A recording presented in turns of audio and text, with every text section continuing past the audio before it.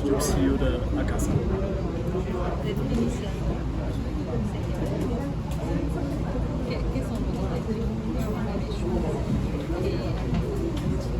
Alors, nous avons créé Akassa déjà pour répondre à un besoin, celui de la transformation digitale en Afrique. Au-delà de ça, aujourd'hui, on est également une structure d'accompagnement d'entreprises et d'entrepreneurs. Et on finit par le volet communicationnel événementiel. C'est ce qui nous a permis aujourd'hui de porter nos propres événements, à l'instar des hackathons que vous avez vu aujourd'hui, mais également porter d'autres événements de nos partenaires et de nos clients.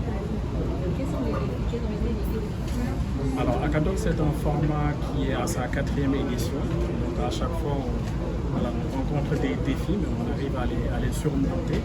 Alors, en termes de défis, ça va s'inscrire dans la temporalité généralement d'impliquer le pouvoir public, l'État, dans sa réponse qu'elle peut apporter, qu'il peut apporter par l'État, parce que finalement, c'est celui qui met le cadre incitatif, le cadre favorable dans lequel savent éclore les startups, les PME, les entreprises à taille intermédiaire, etc. Donc, leur implication, leur cachet étatique est important sur ce type d'événements-là.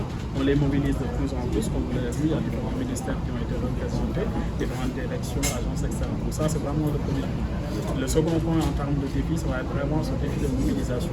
On est quelque part en train de résorber, dans le sens où aujourd'hui, au-delà du format événementiel, on est sur un format magazine également qui vise à vulgariser, mais également à démocratiser les hackathons que nous faisons aujourd'hui, en le rendant accessible évidemment en Wolof, en français, en anglais via ce magazine-là, et demain on espère dans d'autres langues vernaculaires vers les autres pays d'Afrique. On a une application de il y a eu cette campagne de faire impliquer les gens dans la technologie.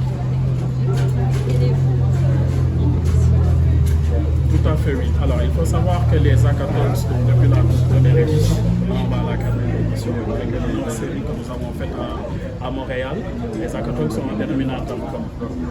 Ce dénominateur commun, c'est l'inclusivité, la durabilité, mais également l'innovation. Ces trois termes vont revenir sur tous les thèmes qu'on a eu jusque-là pour les hackathons. Quand on dit inclusivité, c'est forcément réduire la fracture numérique aujourd'hui et impliquer également les couches entre guillemets dites vulnérables, mais également les femmes et les jeunes dans ce que nous faisons.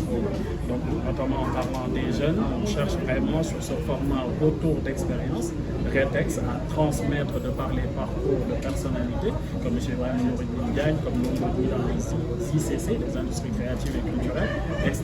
Vraiment à leur faire aimer, prendre goût sur ces parcours-là, et pouvoir apprendre de ces choses-là et de savoir que les choses marchent en restant ici, au Sénégal et en Afrique. Waaw suñ ko